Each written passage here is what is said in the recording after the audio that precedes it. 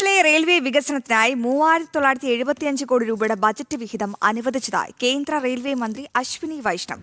കോൺഗ്രസ് ഭരണകാലത്ത് അനുവദിച്ചതിലും 10 മടങ്ങ് കൂടുതൽ വരുന്ന റെക്കോർഡ് തുകയാണ് സംസ്ഥാനത്തിന് നൽകിയത്. കേരളത്തിൽ നിലവിൽ 18,000 കോടി രൂപയുടെ റെയിൽവേ വികസന പദ്ധതികൾ പുരോഗമിക്കുന്നതായും കേന്ദ്ര റെയിൽവേ മന്ത്രി ഡൽഹിയിൽ വാർത്താസമ്മേളനത്തിൽ വ്യക്തമാക്കി. കേന്ദ്ര ബഡ്ജറ്റിൽ കേരളത്തെ തഴഞ്ഞു എന്ന് പരിഭവിക്കുന്നവർക്ക് മുന്നിൽ വ്യക്തമായ കണക്ക് നൽകുകയാണ് കേന്ദ്ര റെയിൽവേ മന്ത്രി അശ്വിനി വൈഷ്ണവ്. കേരളത്തിന് 3975 കോടി രൂപയുടെ റെക്കോർഡ് റെയിൽവേ ബഡ്ജറ്റ് അനുവദിച്ചു. കോൺഗ്രസ് ഭരണകാലത്ത് നൽകിയിരുന്ന തുകയേക്കാൾ 10 മടങ്ങ് കൂടുതലാണ് കേരളത്തിന് നൽകിയത്. സംസ്ഥാനത്ത് നിലവിൽ ഏകദേശം 18,000 കോടി രൂപയുടെ റെയിൽവേ പദ്ധതികൾ നടപ്പിലാക്കി വരുന്നു. അമൃത് ഭാരത് സ്റ്റേഷൻ പദ്ധതിയുടെ ഭാഗമായി 35 റെയിൽവേ സ്റ്റേഷനുകൾ പൂർണ്ണമായും പുനർവികസിപ്പിക്കുന്നു. കേരളം 100% റെയിൽവേ വൈദ്യുതീകരണം കൈവരിച്ചു കഴിഞ്ഞു. കൂടാതെ പുതിയ അമൃത് ഭാരത് ട്രെയിനുകളും അടുത്തിടെ ആരംഭിച്ചതായി ഡൽഹിയിൽ നടത്തിയ വാർത്താ സമ്മേളനത്തിൽ കേന്ദ്ര റെയിൽവേ മന്ത്രി വ്യക്തമാക്കി.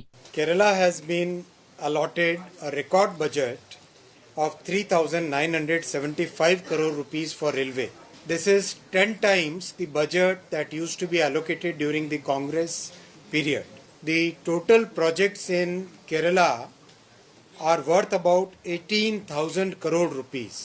35 stations are being completely reconstructed under the Amrit Bharat station program.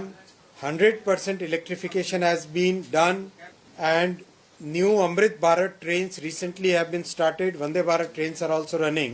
തമിഴ്നാടിന് 7,611 കോടി രൂപയുടെ ബജറ്റാണ് അവതരിപ്പിച്ചത്. കോൺഗ്രസ് UPA സർക്കാരുകൾ നൽകിയതിനേക്കാൾ 95 മടങ്ങ് കൂടുതലാണ് നരേന്ദ്രമോദി സർക്കാർ നൽകിയത്. Tamil Nadu has got a record railway budget of 7,611 crore rupees.